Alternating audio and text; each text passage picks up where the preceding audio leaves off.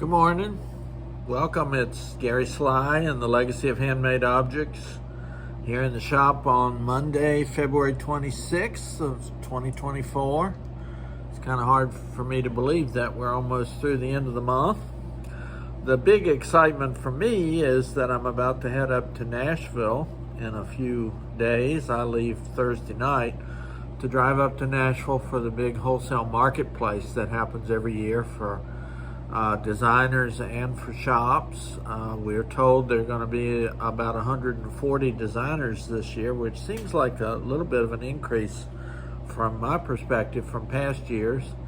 And of course there'll be 200-300 shops and representatives there who will be rushing around with our briefcases and our bags trying to buy up the latest, the most wonderful designs and fabrics and other things for our customers. I hope to do a little bit of a brief video while I'm in Nashville, just to kind of give you a feel for what the marketplace is like. And then when I get back, we'll do a little bit of a review of some of the things that I've bought and have here in the shop for the coming few months. Another fun thing I'm doing while I'm there is I'm doing a little class session on Saturday, highlighting my friends at Loose Ends. I've mentioned them briefly before, and I'll probably do some more discussion of them in the future.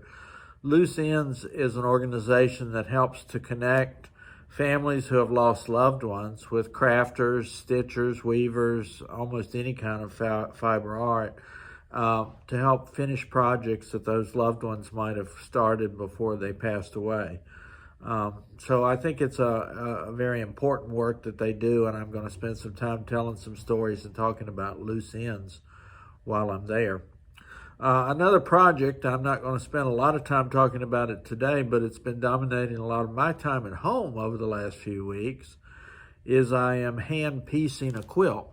This is a project that I started way back in the early 90s when my oldest son was born, where I cross-stitched all 50 state squares using Jan Lin patterns that were available back then.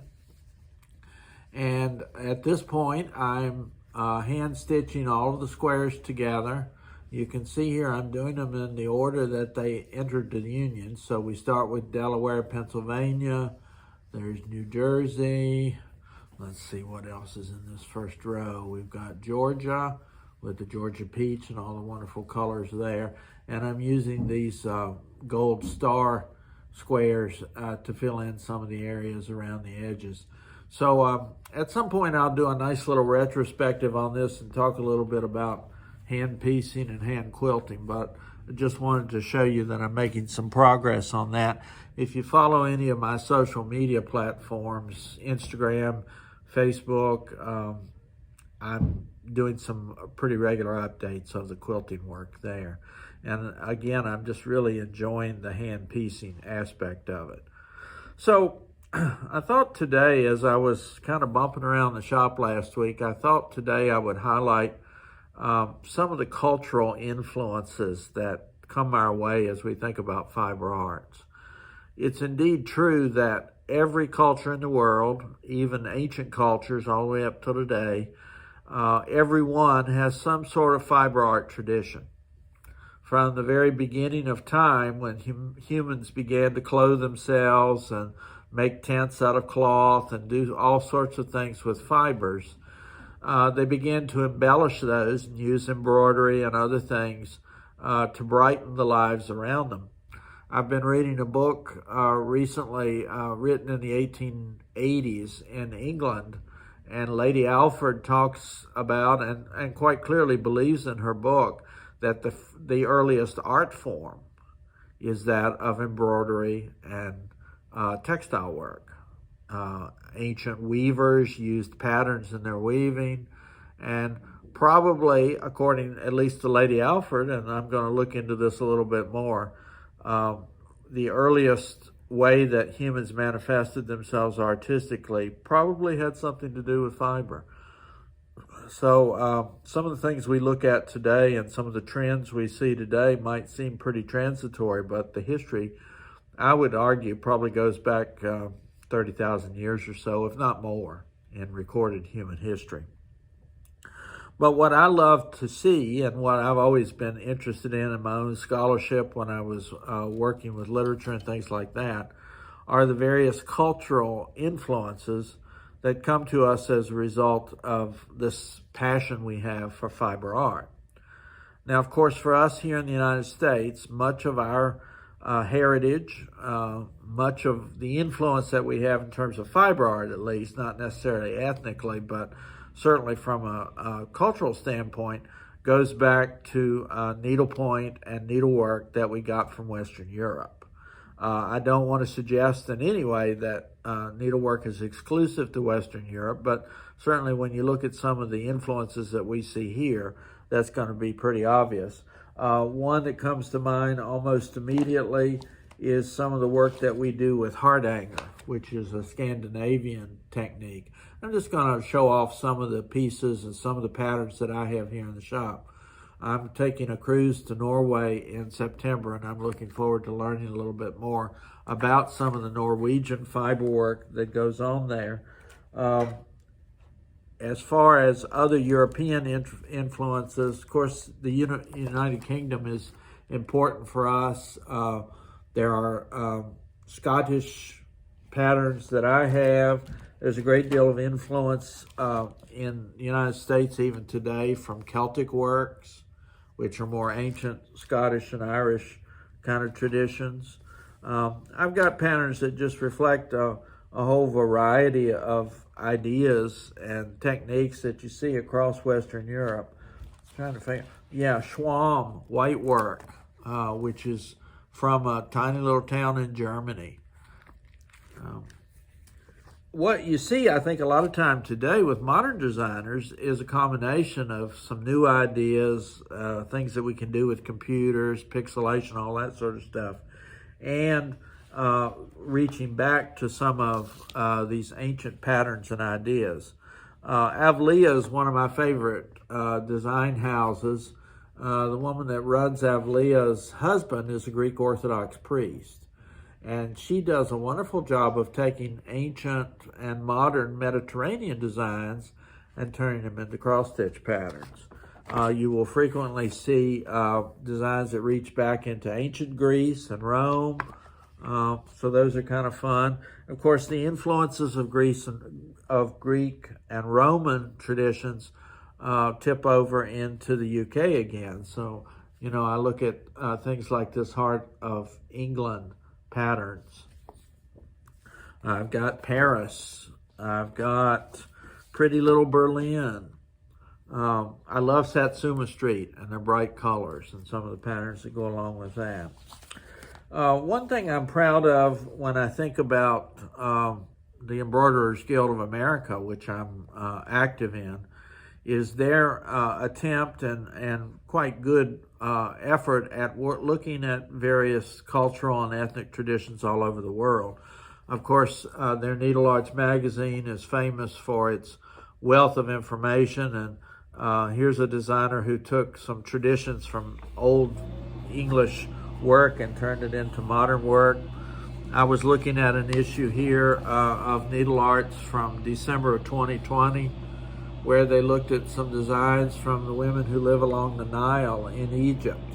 These would be more surface embroidery kind of work, but they're just lovely, vibrant pieces that express the culture and the traditions of those areas.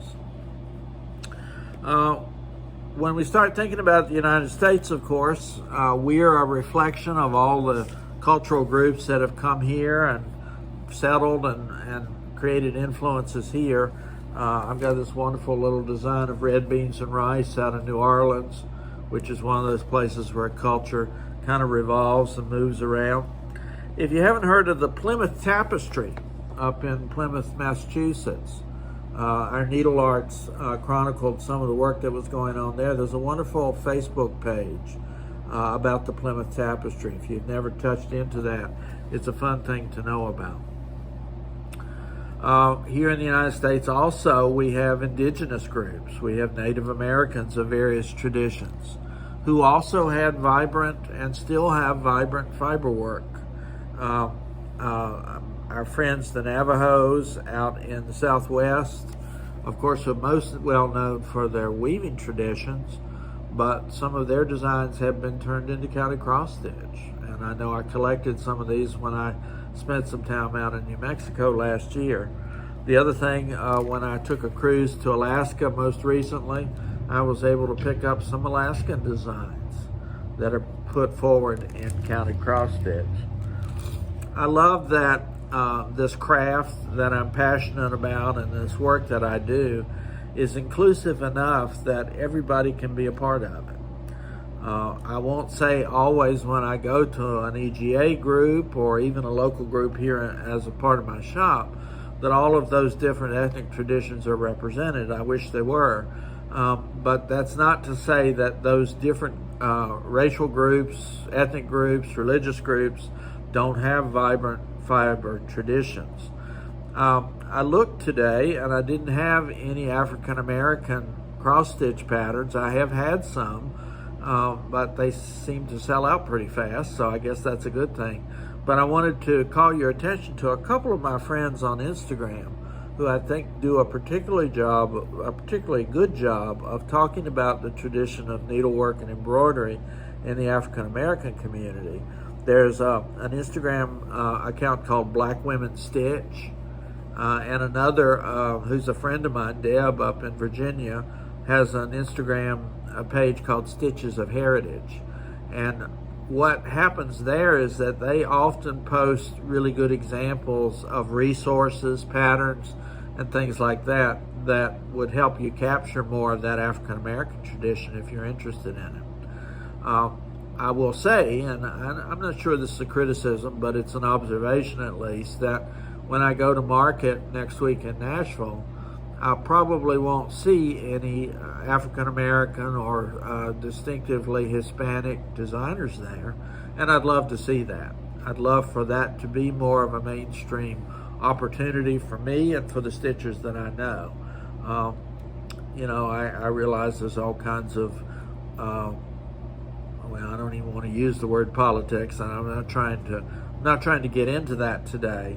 I certainly don't want to get into that today, but I love the fact that fiber arts is worldwide, and it's reflected in all cultures. And I enjoy looking at what different cultures have done in terms of interpreting fiber art. So that's the reason I bring it up. I'm not trying to push a particular political agenda, though you're welcome to interpret that any way you want. Probably in the future, in some episode moving along, I want to talk a little bit more about the religious aspects of fiber art. In many cultures, including our own here, the Judeo-Christian traditions and other groups representing the United States, stitching can be a religious practice. I still remember quite vividly, I was on an airplane during a trip that I took to India a number of years back, and the woman sitting next to me was French, but she was married to a man from Nepal, and she was a quite involved participant in Buddhism. And one of the things that she had taken up as part of her Buddhist practice was this wonderfully intricate stitching. It was kind of cross stitch, but she was doing it and using it as a meditative practice as part of her religious tradition. So there's an overlap.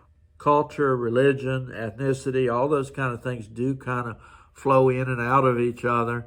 And again, that diversity is around us, and it's very much a part of various religious traditions. Any church, synagogue, mosque, anywhere you go is going to have fiber, and it's going to be decorated, and it's going to have traditional designs and things that relate to the specific religious traditions that are involved there.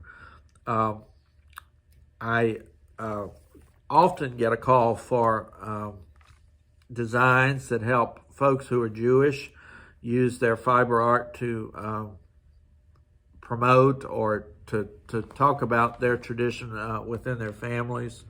My friend Arlene at Works by ABC does some wonderful things. She's got some matzah covers. She has at least one sampler that has Hebrew letters on it, which is kind of cool. And I saw another modern designer Lahaim sampler, has a sampler. This is Sambry Stitches Designs, but she has another sampler that has Hebrew language on it. And, you know, every time I walk into the shop recently, I see this wonderful design of a mandala, which represents both Buddhist and Hindu teachings. It's part of the meditative practice of some of those traditions. Probably rambling around a little bit today because there was just so many different ideas I wanted to kind of show you and think about today. But what that does is it reflects the diversity and the wonderful cultural richness that we have as human beings, and the fact that all these different traditions all over the world, speaking all kinds of languages and following all kinds of religious traditions, all have some kind of a tradition of fiber and fabric and stitching and embroidery and all these wonderful things that we love. So to the extent that you're interested in it, I hope you'll do some exploring. Look around and see what other traditions are doing and what other cultures are doing with fiber arts. The words for cross-stitch in Spanish are punto de cruz, and you can often look and see some of the vibrant colors and wonderful stories that are being told by Hispanic stitchers, both here and around the world. So I guess I'll stop rambling. I'm going to be off to Nashville in a few days, and hope I'll do a remote session from there so you can get a little bit of a look at what that looks like. I hope if this video gives you any ideas that you'll get snooping around and look for some ways to explore the cultures that surround us in the world through our fiber. Have a great week. This is Gary Sly, Legacy of Handmade Objects.